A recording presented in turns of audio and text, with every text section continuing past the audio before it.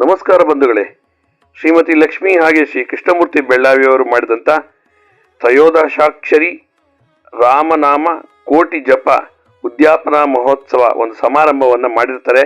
ಅದರ ಮೊದಲನೇ ದಿನವಾದ ಕಾರ್ಯಕ್ರಮ ಏನೇನು ಅಂತ ನಾನು ಸವಿಸ್ತಾರವಾಗಿ ನಿಮಗೆ ಇನ್ಫಾರ್ಮೇಷನ್ ಕೊಡ್ತಾ ಇದ್ದೀನಿ. ಅದೇನಪ್ಪ ಅಂತ ಅಂದರೆ 3ನೇ ತಾರೀಕು ಜನವರಿ 2026 ಶನಿವಾರ ಸಂಜೆ 4 ಗಂಟೆಗೆ ಒಂದು ಕಾರ್ಯಕ್ರಮ ಪ್ರಾರಂಭ ಮಾಡಿರ್ತಾರೆ. ಕಾರ್ಯಕ್ರಮದ ಮೊದಲ ಪ್ರಾರಂಭದಲ್ಲಿ ಗಣಪತಿ ಪೂಜೆ, ಪುಣ್ಯಾಹ, ನಾಂದಿ, ನವಗ್ರಹ ಪೂಜೆ, ಕಳಶ ಸ್ಥಾಪನೆ, ಪಂಚಗವ್ಯ, 4 ಯಾಮದ ಪೂಜೆ. ವಿಶೇಷವಾಗಿ ಇಂಥ ಒಂದು ಉದ್ಯಾಪನಾ ಕಾರ್ಯಕ್ರಮ ಮಾಡಬೇಕು ಅಂದರೆ 4 ಯಾಮದ ಪೂಜೆಯನ್ನು ಮಾಡಬೇಕು.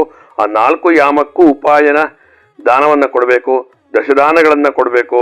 ಹಾಗೆ ಪೌರೋಹಿತರಿಗೆ ಉತ್ತಮ ಸಂಭಾವನೆ, ಬ್ರಾಹ್ಮಣರಿಗೆ ಫಲತಾಂಬೂಲಗಳು, ಬಂಧು ಭಗಿನಿಯರಿಗೆ ಅರಿಶಿನ ಕುಂಕುಮ, ಬಾಗಿನಗಳನ್ನ, ತಾಂಬೂಲಗಳನ್ನ ಕೊಡುವಂಥದ್ದು ಬಹಳ ಅಪರೂಪವಾಗಿ ವಿಶೇಷವಾಗಿ ಮಾಡಿದರೆ ಕೋಟಿ ಪುಣ್ಯ ಫಲ ಸಿಗುತ್ತದೆ.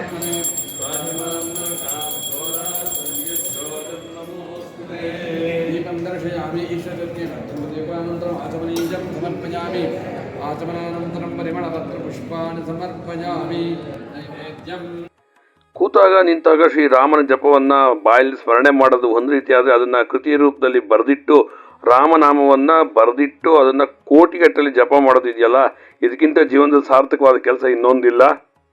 ಇಂತಹ ಮಹತ್ತರವಾದ ಕೆಲಸವನ್ನ ಮಾಡಿ ಅದನ್ನು ಜೀವನವಿದ್ದಕ್ಕೂ ನಡೆಸ್ಕೊಂಡು ಹೋಗುವಂಥದ್ದು ಇದ್ದೇ ಇರುತ್ತೆ.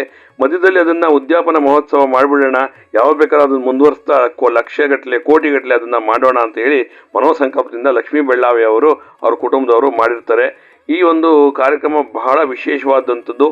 ಇದು ನೋಡೋದಕ್ಕೆ ಒಂದು ಬಹಳ ಪುಣ್ಯ ಮಾಡಿರುವಂಥ ಕಾರ್ಯಕ್ರಮ. ಯಾಕೆಂತಂದ್ರೆ ಎಲ್ಲರೂ ಮಾಡ್ತಾ ಇರಲ್ಲ. ಈ ಮಾಡಿದಂಥದ್ದು, ಈ ಉದ್ಯಾಪನೆ ಮಾಡೋಂಥದ್ದು ಇದು ನಮಗೆ ಸಿಕ್ಕ ಒಂದು ಪೂರ್ವ ಜನ್ಮದ ಪುಣ್ಯ.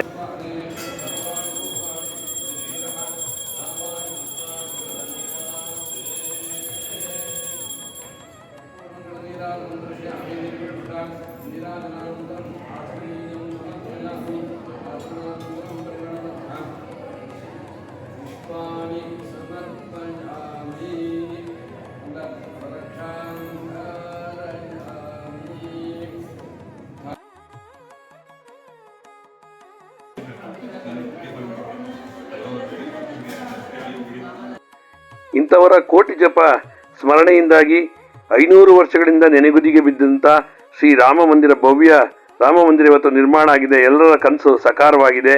ಈ ಆದರ್ಶ ಪುರುಷ, ಕಲಿಯುಗದ ದೈವ ಶ್ರೀರಾಮನ ಆಶೀರ್ವಾದ ಏನೋ ನಮ್ಮ ಒಂದು ಪೂರ್ವಜನ್ಮದ ಪುಣ್ಯ ಎಲ್ಲರಿಗೂ ಲಭಿಸಲಿ ಅಂತ ಹೇಳಿ, ಲೋಕೋದ್ಧಾರವಾಗಿ ತಮ್ಮ ಕುಟುಂಬ ಚೆನ್ನಾಗಿರಲಿ, ಲೋಕ ಕಲ್ಯಾಣಾರ್ಥವಾಗಿ ಚೆನ್ನಾಗಿರಲಿ ಅಂತ ಹೇಳಿ ಶ್ರೀರಾಮನ ಜಪವನ್ನು ಮಾಡಿರ್ತಾರೆ ಲಕ್ಷ್ಮೀ ಬೆಳ್ಳಾವೆ, ಕೃಷ್ಣಮೂರ್ತಿ ಬೆಳ್ಳಾವೆ ಕುಟುಂಬದವರು. ಹಾಗೆ ಅವರ ಮಕ್ಕಳಾದಂಥವರು ದಿಲೀಪ್ ಅವರು, ಪ್ರದೀಪ್ ಅವರು, ಅವರ ಕುಟುಂಬದವರು, ಮಕ್ಕಳು, ಮೊಮ್ಮಕ್ಕಳು ಎಲ್ಲರೂ ಸೇರಿ ಬಹಳ ಭಕ್ತಿಪೂರ್ವಕವಾಗಿ ಈ ಒಂದು ಕಾರ್ಯಕ್ರಮವನ್ನು ನಡೆಸಿರ್ತಾರೆ. ಇದೇ ಜನವರಿ 22ನೇ ತಾರೀಕು ರಾಮ ಮಂದಿರದ ನಿರ್ಮಾಣದ ಸಲುವಾಗಿ ಎಲ್ಲರ ಮನೆಯಲ್ಲೂ ಬೆಳಿಗ್ಗೆ ಆಗಲಿ ಸಂಜೆ ಅಂತೂ ದೀಪವನ್ನು ಹಚ್ಚಿಡಲೇಬೇಕು. ಯಾಕೆಂದರೆ ಪ್ರಭು ಶ್ರೀರಾಮನಿಗೆ ನಾವು ಭಕ್ತಿಪೂರ್ವಕವಾಗಿ ಮಾಡಬೇಕಾದಂಥ ಬಹುಮುಖ್ಯವಾದ ಕೆಲಸ.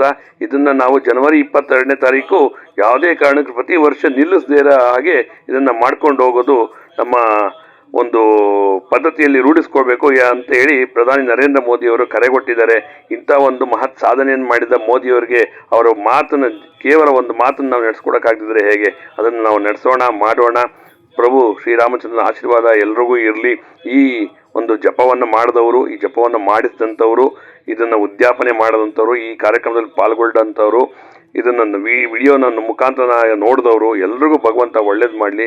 ಲೋಕ ಸಮಸ್ತ ಸರ್ವೇ ಜನ ಸುಖಿನೋ ಭವಂತು. ನಮಸ್ಕಾರ.